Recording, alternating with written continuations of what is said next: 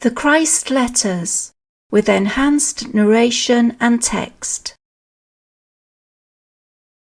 Letter 7.6. The Soul, the Psyche and the Ego. What is the difference between the soul and psyche? I am now going to explain the difference, which your earthly psychologists may dispute, but nonetheless, this is the truth. The soul is the divine flame, a metaphor used to describe the essence of divine life, which is drawn into individual being at the moment of conception. Life force takes on personal form and releases the energy of electrical force of activity and the magnetic impulses of bonding, rejection, to embark on the intricate work of construction of the body.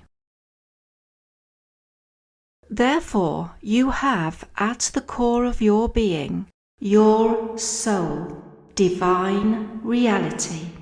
This is divine intelligence, divine love, which is the powerful divine impulse to create, grow, nourish, nurture, heal, protect, fulfill every need within a system of perfect law and order. This is the reality, which is your soul. Therefore, when you have overcome the ego impulses and invited the soul to hold dominion in your thoughts and feelings, you will be driven to express all of the divine impulses described above. You will be possessed by a desire to only promote the highest good of all living things and the universe itself. You will have become a true messenger from divine consciousness, expressing all its qualities of being. Until that time of soul reunification with divine consciousness, the psyche occupies the deepest recesses of your human consciousness and draws its awareness from your soul. It is the hidden instinct within you which knows right from wrong. The ego is also formed at the moment of conception. As the baby develops, the ego begins to make itself felt. It is the foundation of your human selfhood, which gives you individuality. It is the energy of your human consciousness. It makes you distinct and unique from everyone else.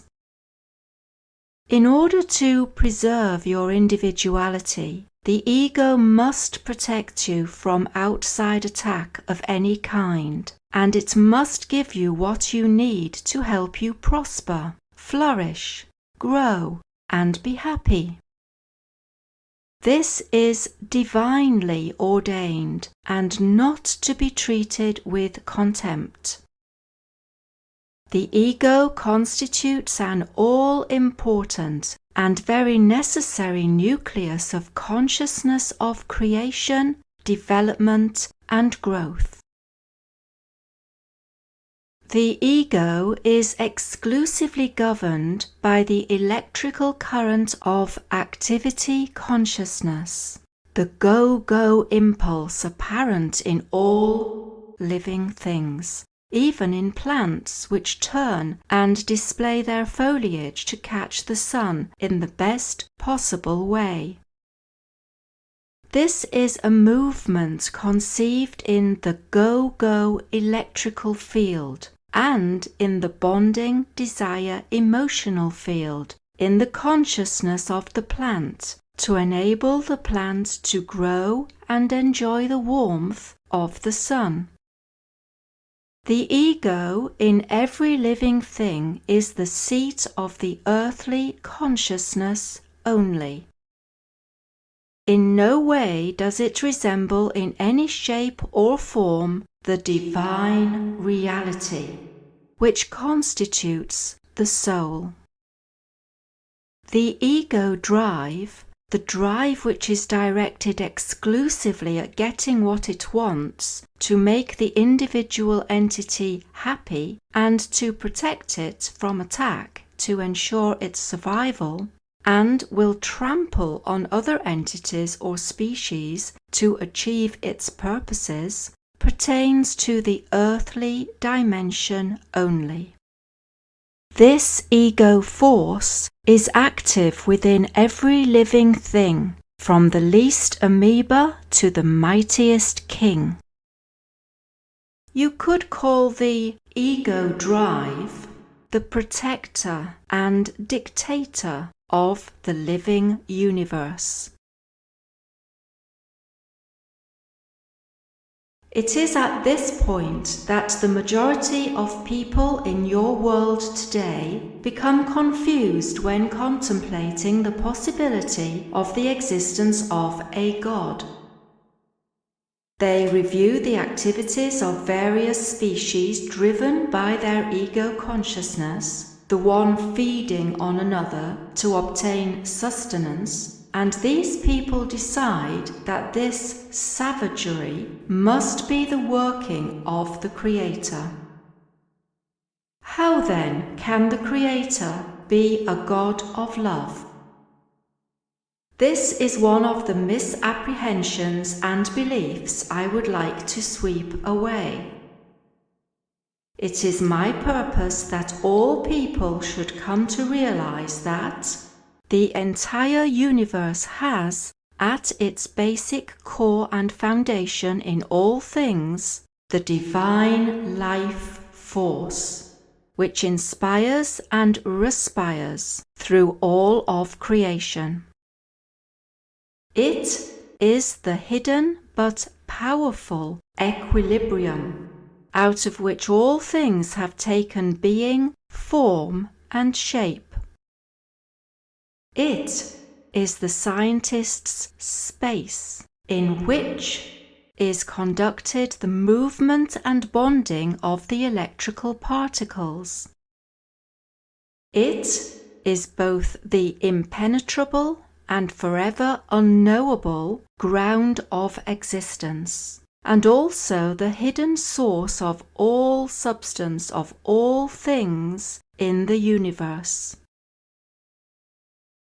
The ego is the tool of divine creativity to produce individuality out of the unity of its own beingness. What I am about to say will be hotly disputed by your scientists. Nonetheless, I am about to refer to the souls of those earthly beings whose intellect is sufficiently evolved to debate and decide on a course of action, and, with even only partial understanding, respond intuitively and intelligently to what is happening in the environment. These entities of all more advanced species are the genius of their kind. Do not judge the inner development of any species, human or otherwise, by their outer physical bodies. All living things are individualized out of the same divine life.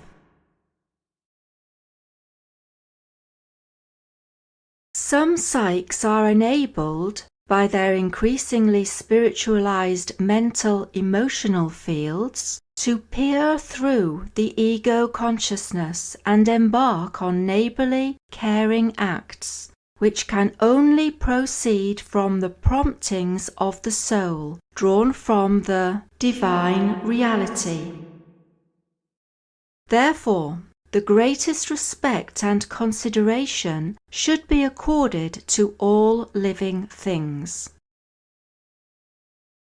Where the species has evolved to the point of formulating clear ideas and thoughts and putting them into sounds and words, and the spiritual development of the psyche can penetrate the ego consciousness, the psyche begins to question. Is this all there is to life? What are our life purposes? Etc. When this happens, the soul is beginning to impress the psyche with an urgent need to reach out to its source of being, which it instinctively knows does exist and is its true home and resting place. The soul's hidden but continual longing to be reunited with its source of being can now be felt by the psyche. If there are people who never reach this vital development in their lives, it is because their ego, mental, emotional processes are so strongly geared to the exercise of intelligence and reason that when other people ask questions such as, "How did life begin?" "Is there a God?" "How has such a wonderful universe been designed and created?"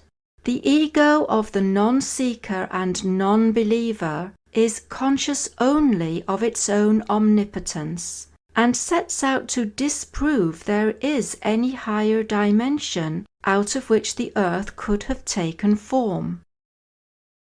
It argues away the voice of the soul relayed through the psyche, and with each argument entombs itself more firmly within the perceptions of the material and visible world, which represent their only security. Therefore, the soul remains imprisoned within the ego, mental, emotional, electrical, magnetic chains, and the human mind remains convinced that there is no soul, that the earthly dimension of existence and the physical life force are the only realities. If such people's minds are determined to reject any inspirational whispers from the psyche soul, the body suffers minor ailments, relationships are strained, and life generally is stressful. A disease may follow. This is because such a person is drawing only on the limited resources of energy drawn from the food they put in their mouths. This energy proceeds from a chemical process and not from the source of all life. Whilst you have drawn your life initially from the divine reality, and it has given you being, you also draw your physical energy from your food and the digestive processes which manufacture enzymes to break down the food into a usable form, which feeds the physical cells throughout your body and mind.